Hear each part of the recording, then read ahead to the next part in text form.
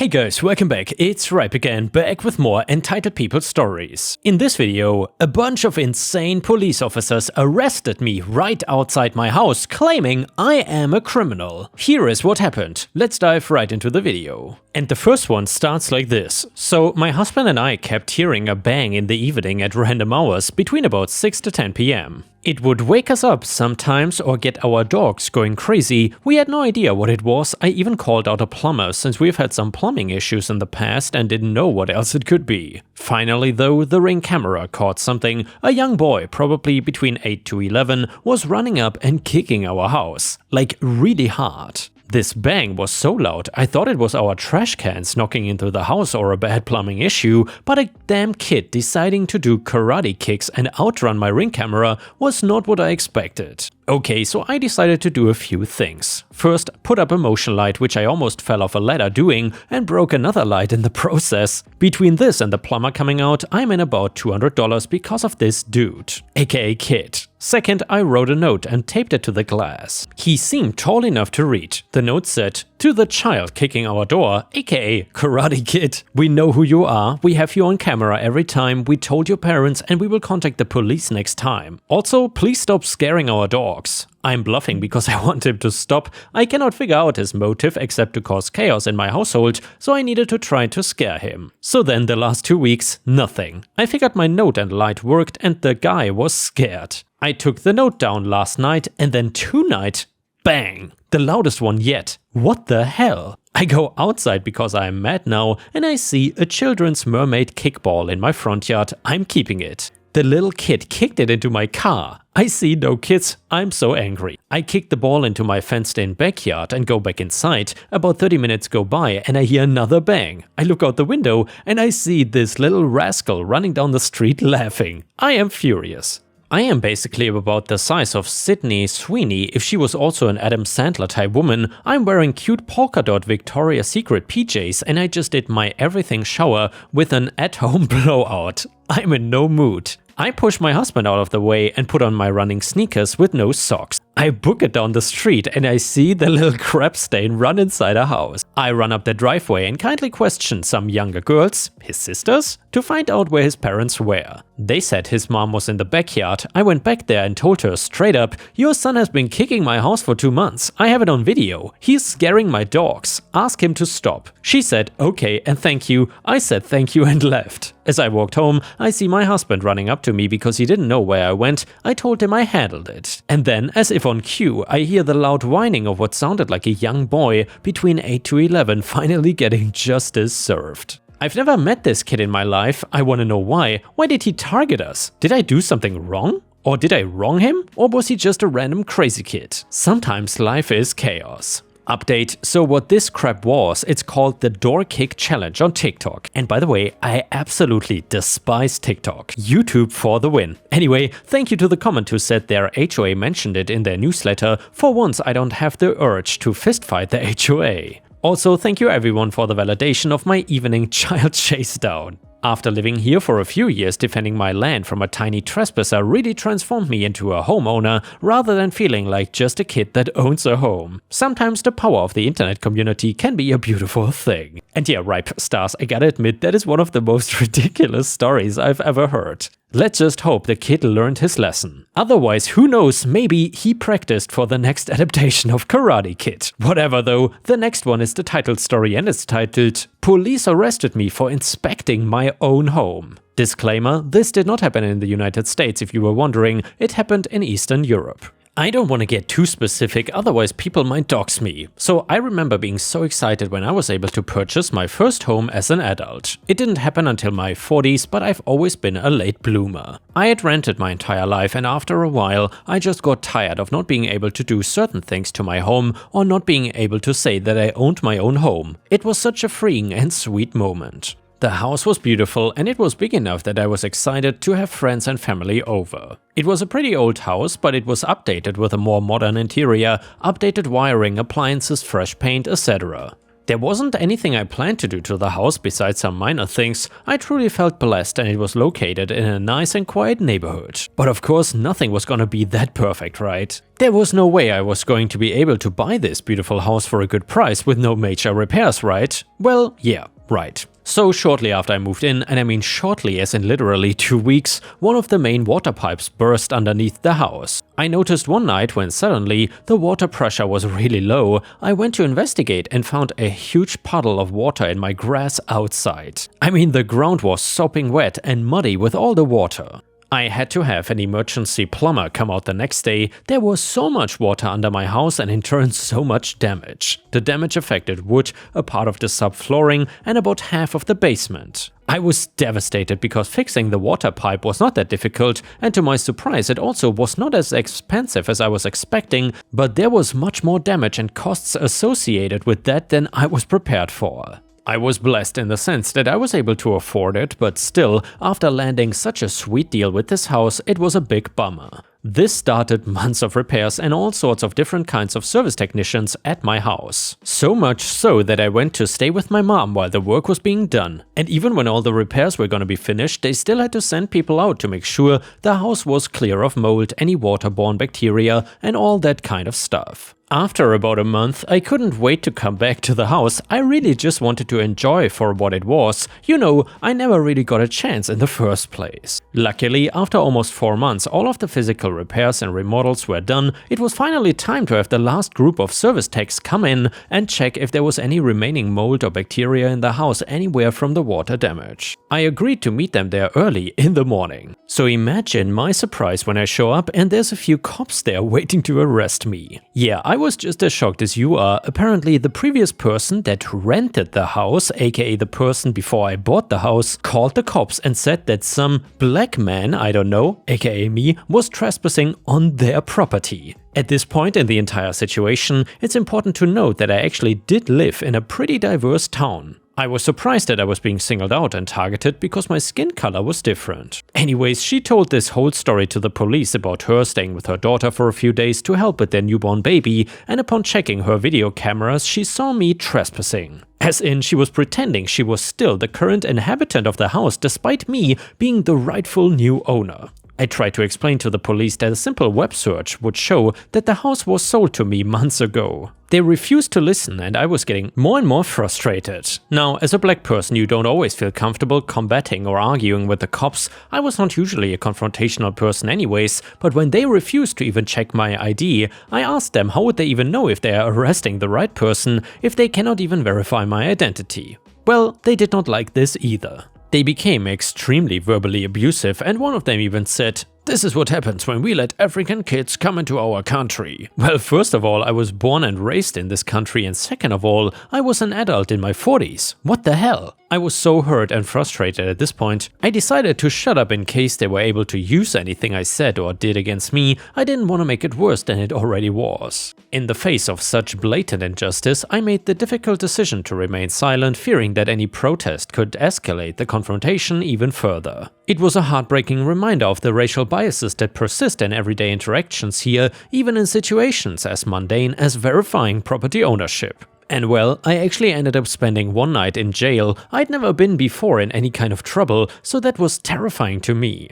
They then did give me a free call, but the only person I really could have called was my mom, and well, she is older and I didn't want to stress her out or make her come get me and have to drive in the dark. Anyways, luckily the next morning I was released and they realized that I really did live in the house and I was not trespassing. I was glad to be out, but this was also becoming such a ridiculous situation. I mean, no more than it already was. I had been trying to tell them that I was the owner of the house and that I had obvious proof. Anyways, I knew that I wanted to take action not just for being wrongfully arrested, but also for the treatment that the police officers gave to me. As a matter of fact, the extremely negative treatment and attitude towards me from the police officers was probably the main reason why I wanted to seek legal justice. So when I finally got home, I decided to start looking up on how to pursue legal action here. Now, I did have a security camera up at the house when the original arrest incident occurred. We were mostly out of shot for it, but it did actually have a surprisingly good quality microphone, so I was able to use that as evidence in court.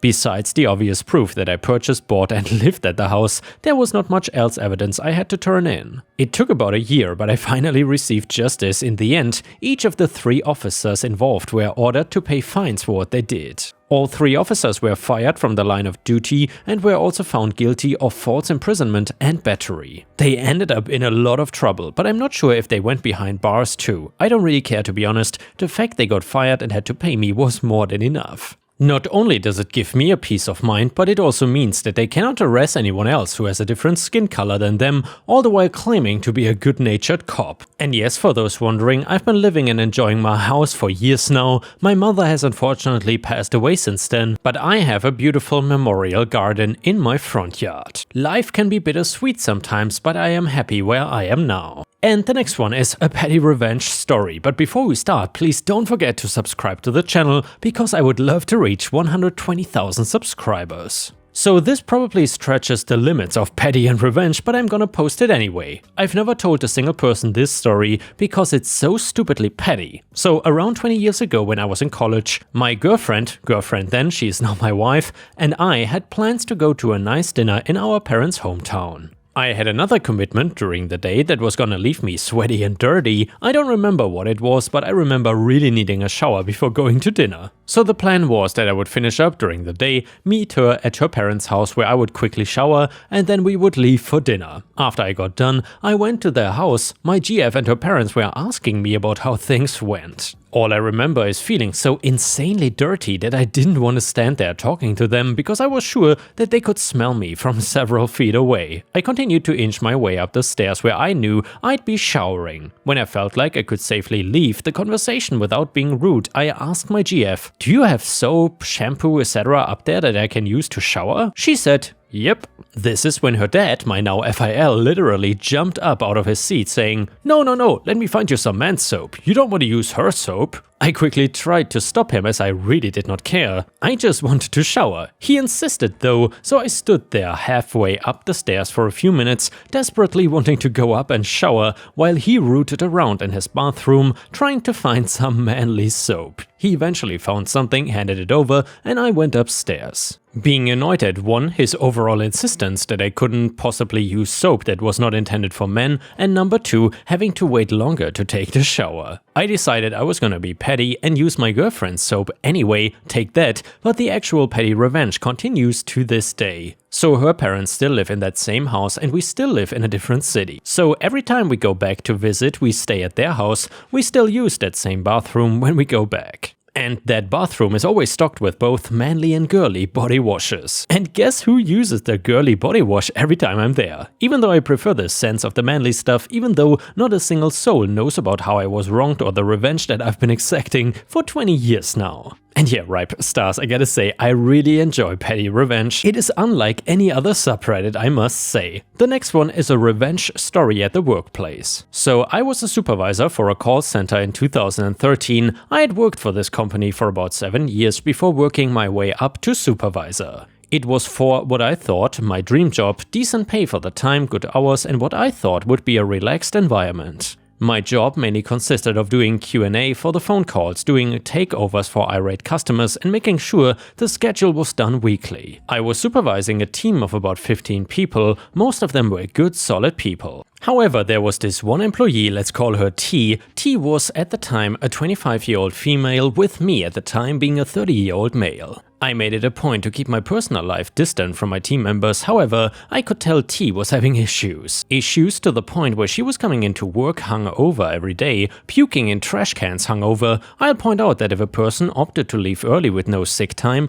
this was an occurrence. Me, feeling sorry for T and tired of seeing her throw up, would ask her if she wanted to leave. If I asked an employee this, it wouldn't go against them if they left. She opted plenty of times. I didn't want her to get in trouble with HR. Well, T started calling off a lot. It got to the point where HR told me I had to write her up. I had no choice, so I brought her up to my desk with the door open and a witness supervisor with me. I told her she was getting her write-up for her absences. She was mad but accepted it, signed the write-up, and that was that, I thought. Well, 2 days later, I got an IM from my boss asking me to come to her office. I get in there and my manager and the head of HR was there. They tell me the VP of HR is on the phone as well. Apparently T is fighting this write-up, saying I did it because she wouldn't sleep with me. What the hell? I've never been in a room alone with this woman, let alone given her any indication that I wanted to sleep with her. No, she was a train wreck whom I had a soft heart for and tried to cut her a little slack. I asked HR if they had any proof of this. Of course they didn't. I asked if I was in any sort of trouble. My manager hemmed and hawed until the VP spoke up and said without any actual proof, no, I was not in trouble, but advised me to keep clear of her. I advised them no problem, except I was her supervisor, so that might be a huge issue unless she is transferred to another team. HR told me they did not have room for her anywhere else and to just do my job. Okay then, a little petty revenge incoming. No longer could T go home early if she was hungover, no quarter given, no help. Had she shown up to work and done her job, then no problem, but like I said, the girl was a train wreck, she would burn herself. On top of no help from me, I also had to do QA on her calls, and well, enough examples started to show up with her slurring her words, and one call when she did not mute herself and the sound of her dry heaving could be heard over the phone. Hell, there was even one where she fell asleep. I had enough ammunition now for a final write-up. Now, I was smart enough to not attempt this alone. I reached out to my manager and HR to be present while I wrote her up. They had already seen my QA notes and the tracked attendance, so they were on board. She was called into a conference room with all three of us. I informed her this would be her final write-up due to all of these reasons. She at first tried to scream that I'd arrest her, and this was a witch hunt. No dice though. HR told her before and again that there was zero evidence of this. She suddenly flipped out and started screaming and then threw a chair across the room. HR termed her on the spot, security guards were called to escort her out. It was a large to-do. I left the room and went back to work after she was escorted out. It was a small victory, but victory nonetheless. The moral of the story, don't dump on those trying to help you out. And the next one is titled Neighbor Plumbing Issues. I own a condo. My neighbor has a unit above mine. He approached me with a bathroom addition plan to his unit. They are an elderly couple. His wife has a condition worsening with age. He wants to convert a bedroom to a second master bedroom with a handicapped accessible ensuite for the disabled wife. This bathroom needs supply and drainage piping to run through my unit below. The plumbing requires opening my ceilings, floors and walls of my living room. The renovation, mess and repair would be disruption to my tenants who rent my place now. The noises of a bath draining or toilet flushing would be heard in the living room. I would want reimbursement to my tenant for loss of use during the work, followed by cleaning everything to my tenant's satisfaction. I would want contractors of my own choosing to do the work. I would have to get involved and petition the HOA to allow the work in my unit. The plumbing supplies would run in an exterior wall of my condo if they froze or leaked. We have very cold winters. The first damage would be into my unit below. If ever a clog or repairs, another excuse to enter my condo. Who would thereafter own those, aka his, pipes in my condo walls? If he sold his place, would the next tenant respect this arrangement or would we need an easement? It was a can of worms.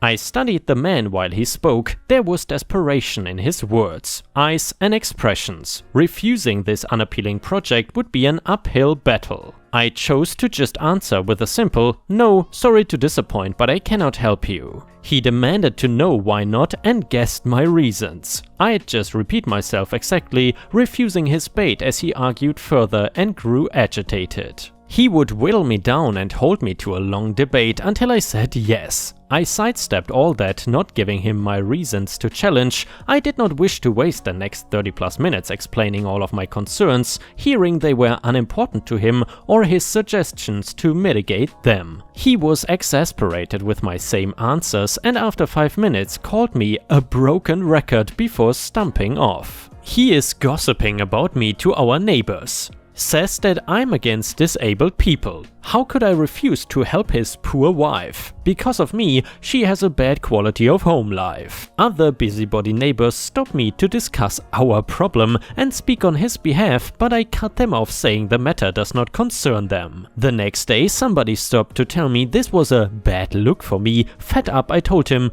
"Good thing I'm not running a popularity contest. Now leave me alone." He is using a disability to garner support when I have a right to refuse participation. Maybe he should renovate his existing master bathroom to suit his wife, or maybe this condo is unsuitable for them and should move. This is not a private house permitting such customization. I had a touch of guilt when I saw him bring his wife home and she was struggling to use a walker. And yeah, Ripe Stars, what would you say about OP in this story? Do you think that he is the a-hole or not? Let us know in the comments. Either way, a few commenters said, not the a-hole, he is on the second floor and his wife uses a walker. Already his condo is dangerous for her in a way that he cannot fix with renovations. He has no right to force that much alteration to your condo just because he thinks it will benefit his wife. Honestly, I think they need to move into a disability-friendly home somewhere rather than try to fix something with several obstacles to his wife's safety.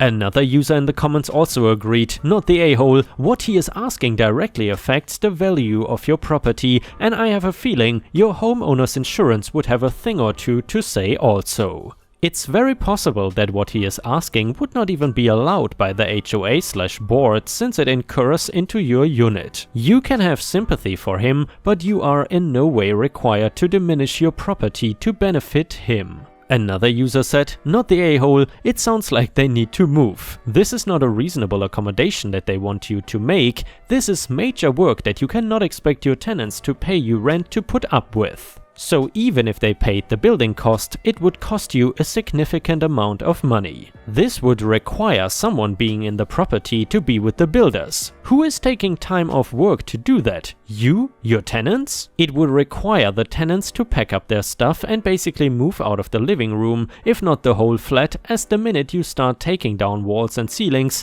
the dust is going to be horrendous. If the harassment continues, contact the HOA. And yeah guys, if you cannot get enough of my content, please don't forget to check out my podcast by searching for Ripe Stories on all major podcast platforms such as Spotify, Apple or Google Podcasts. Furthermore, you can find bonus content by going to patreon.com/ripeyoutube or by clicking the join button here on YouTube. For a small monthly fee, you will get access to dozens and dozens of exclusive videos you won't find anywhere else. Thank you so much for watching and I hope to see you again tomorrow.